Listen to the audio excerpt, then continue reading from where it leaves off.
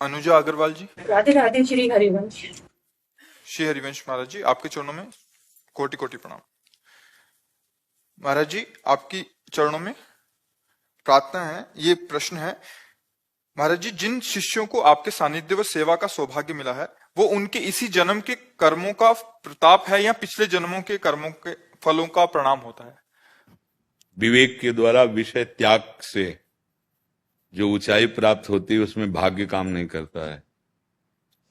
भाग्य में तो केवल शुभ और अशुभ दो प्रकार के कर्मों के ही फल होते हैं। जो हमारी भाग्य रचना होती है वो शुभ अशुभ कर्मों के अनुसार होती है, जिनको अवश्य भोगना होता है। अवश्य में भोक्तव्यम कृतम कर्म शुभाशुभम, शुभ और अशुभ दो ही कर्म होते हैं। ये जो भागवतिक कृपा है, गुरु का सानिध्य या प्रभु के श्रीअंग सेवा का, ये केवल कृपा से प्राप्त होता है। और इस कृपा का अधिकारी वही होता है जो सेवा सुख के लिए अपने समस्त सुखों का बलिदान कर देता है, समस्त सुखों का त्याग कर देता है। जैसे इन संतों ने ग्रह, माता पिता, रिश्ते नाते और शरीर संबंधी समस्त भोगों का, मनोरंजन का त्याग करके गुरु आज्ञा पर जीवन स्वाहा कर दिया, बलिहार कर दिया। तो अब हम इनके अधीन हैं। ये कहते खड़े हो जाओ तो हम खड़े हो जाएंगे, ये कहते बैठ जाओ तो हम बैठ जाएंगे, ये कहते हैं ये पाना है तो वो पाएंगे। पाने के लिए सामने इसमें ये से हटा दो, नहीं पाना है, नहीं पाना है। स्वामी सेवा के अधीन हो जाता है, सेवक कहलाने मात्र का रह जाता है, वो स्वामी पर अधिकार कर लेता है। देखो हमारे प्रभु विग्रह रूप में विराजमान, शयन कराते हैं तो शयन करते हैं, उठाते हैं तो उठ जाते हैं, भोग लगाते हैं तो पाते हैं, जल पिलाते हैं तो वैसे अधीन, अपने सेवक के अधीन हो जाते हैं, कहलाने मात्र के स्वामी रह जाते हैं। सेवा में इतना बड़ा बल है कि जैसा सेवक चाहता है वैसा स्वामी बर्ताव करते हैं। सुमिर पवन सुत पावन नामू, अपने बस करी राखे नाम। तो ये त्रिगुणातीत बात है, ये कर्मों के फल से नहीं। हाँ, ये अध्यात्म मार्ग है, यह त्यागात शांतिरंतरम। उन्होंने समस्त त्याग को स्वीकार करके केवल गुरु सेवा या इष्ट सेवा पर चित्त दिया। ये भाग्य बने हैं नए, ये नए भाग्य का निर्माण हुआ है। नागरिदासी जन्म जितायो बलिहारी बलिहारी, हमारी सबही बात सुधारी, कृपा करी श्री कुंज बिहारी, अब श्री कुंज बिहारी। ये कृपा से हुआ है।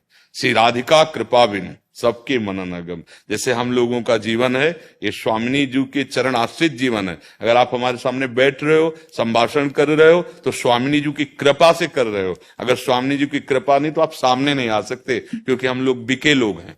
जब तक स्वामिनी की कृपा नहीं तो आप हमसे संभाषण नहीं कर सकते, आप यहाँ वृंदावन में प्रवेश नहीं पा सकते। प्रथम यथामति प्रणो श्री वृंदावन तिरम्य, श्री राधिका कृपा बिन सबके मनन अगम्य। जिनको वृंदा विपिन है, कृपा तिनहि की होए, वृंदावन में तमें तो रहन पाइए, आवन पाइए सोए। तो हम लोग जैसे सेवा में, ये केवल लाडली लाल की कृपा, और इन्होंने जो त्याग किया ये उसका अधिकार है, उसका फल है। माता पिता भाई बंधु, सांसारिक सुख भोग संपत्ति सर्वस्व त्याग कर ऐसे लाडली जुगे। जैसे रूप लाल हित हाथ बिकानी, तो फिर अब निधि पाई मनमानी। अब इनका ठेका है हमारे हृदय में।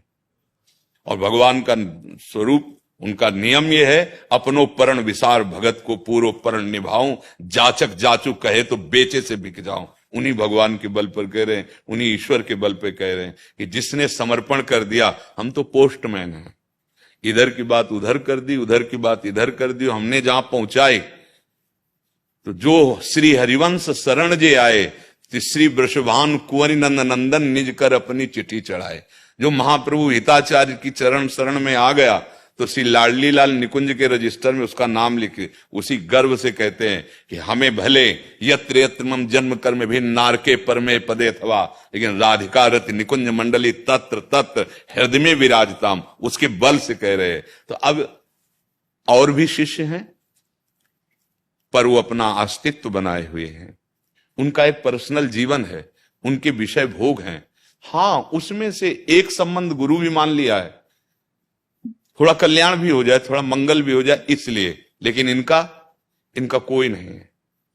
इन्होंने सर्वस्व, ऐसे बीच में लाइन खींच दी, सर्वस्व का त्याग करके केवल गुरु चरण आश्रित। जो पवाएंगे श्री जी वो पाएंगे, जो वस्त्र देंगे वो वस्त्र, जहां सुलाएंगे वहां सोएंगे, जैसा रखेंगे वैसा रहेंगे, जो आदेश होगा उसी की सीमा के अंतर्गत रहेंगे। अब इनकी जिम्मेवारी इनके कल्याण की नहीं रही, इनकी जिम्मेवारी आराध्य देव पर, गुरुदेव पर चली जाती है। जित ये यथामाम प्रपद्यन्ते तास तथैव भजाम्यहम्। भगवान श्री कृष्ण कहते जो मुझे जैसे बजता है मैं उसको वैसे बजता हूं, वैसे मिलता हूं। तो अब गुरु नाम मात्र का बना लिया और कर रहे हो मनमानी, तो आप गुरु मानी नहीं है। गुरु की नहीं मानी, गुरु को मान लिया। गुरु हैं हमारे, लेकिन बात एक नहीं मानी, वो एक मार्ग अलग हो गया। और जिसने गुरु को आत्मसमर्पण कर दिया, तन मन वचन कर्म से उनकी अधीनता, अब उसके कल्याण, उसके सौभाग्य, अब ये सब एक अलग लीला, ये त्रिगुणातीत लीला हो गई। किसका प्रश्न था? आपको समझ में आया बात हमारी? जी।